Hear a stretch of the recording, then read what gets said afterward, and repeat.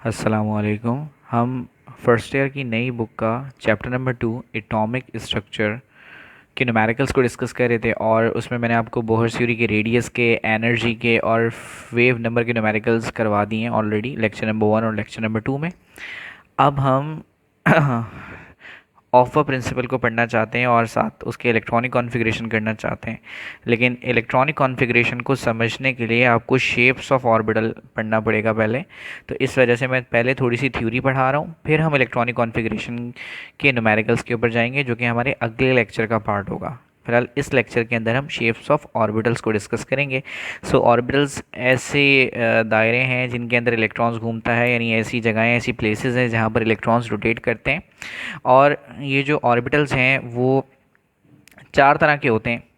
सबसे पहला जो ऑर्बिटल है इसे हम कहते हैं एस ऑर्बिटल। अब ज़ाहिर है अगर इसका नाम एस ऑर्बिटल है तो उसकी कोई ना कोई फुल फॉर्म भी होगी। तो भाई एस ऑर्बिटल की जो फुल फॉर्म है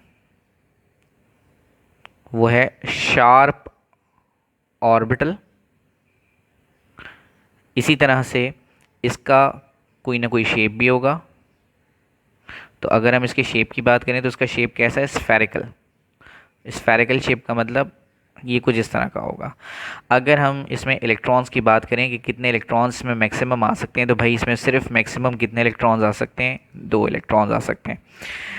इसी तरह से अगर हम बात करते हैं अगले ऑर्बिटल की, तो अगला ऑर्बिटल कहलाता है पी ऑर्बिटल।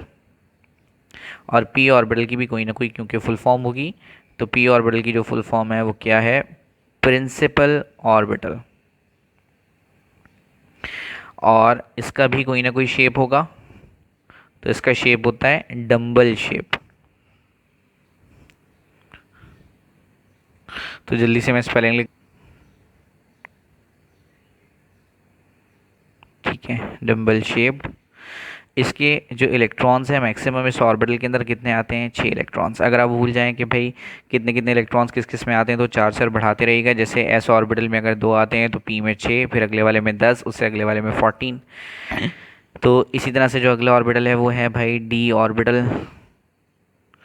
और डी ऑर्बिटल की जो फुल फॉर्म होती है वो कहलाती है डिफ्यूज ऑर्बिटल। और इसका जो शेप होता है वो होता है डबल डंबल।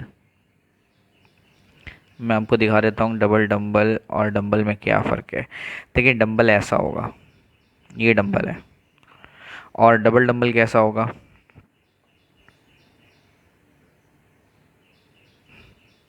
ऐसा।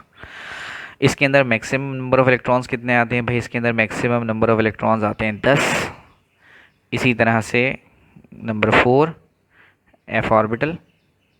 तो एफ ऑर्बिटल की भी कोई ना कोई फुल फॉर्म होगी। तो एफ ऑर्बिटल को हम कहते हैं फंडामेंटल ऑर्बिटल।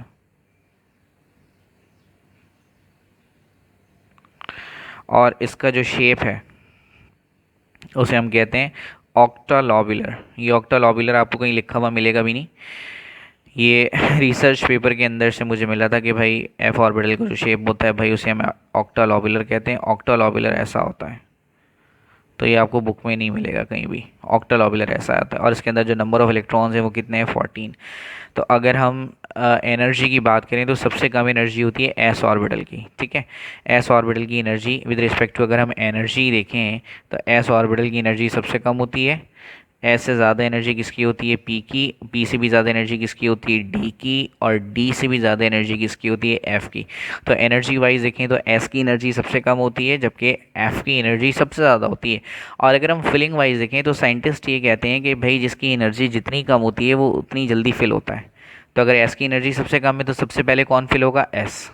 यानी अगर हम फिलिंग की बात करें तो फिलिंग के पॉइंट ऑफ व्यू से, एनर्जी के पॉइंट ऑफ व्यू से तो हमने देख लिया कि भाई एस ऑर्बिटल की एनर्जी सबसे कम है और एफ़ की सबसे ज़्यादा है। जबकि अगर हम फिलिंग की बात करें तो सबसे पहले एस ऑर्बिटल की फिलिंग होगी, फिर पी ऑर्बिटल, फिर डी ऑर्बिटल, फिर एफ ऑर्बिटल। इसका मतलब आप ये समझ लें अगर आपके पास एक इलेक्ट्रॉन है तो वो कहाँ जाएगा? एस में जाएगा, पी में जाएगा, डी में जाएगा, एफ। तो भाई वो सबसे पहले एस में जाएगा।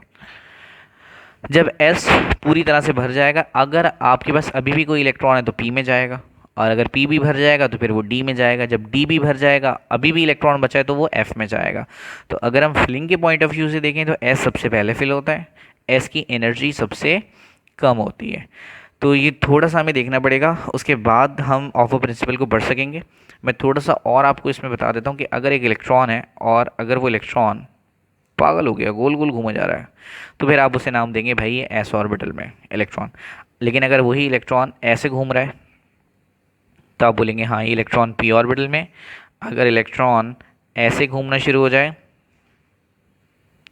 तो आप बोलेंगे हाँ ये डी ऑर्बिटल में। और अगर इलेक्ट्रॉन ऐसे घूमने लग जाए तो आप बोलेंगे हाँ भाई ये इलेक्ट्रॉन एफ ऑर्बिटल के अंदर है। तो ये ऑर्बिट शेप्स ऑफ ऑर्बिटल्स वाला टॉपिक पहले आपको देखना पड़ेगा ताकि आप इलेक्ट्रॉनिक कॉन्फ़िगरेशन को समझ सकें। तो अगर आप डायरेक्ट इलेक्ट्रॉनिक कॉन्फ़िगरेशन देखेंगे तो समझ नहीं आएगा, क्योंकि उसमें मैं कर रहा हूँ एस पी डी एफ, तो आप बोलेंगे ये क्या है।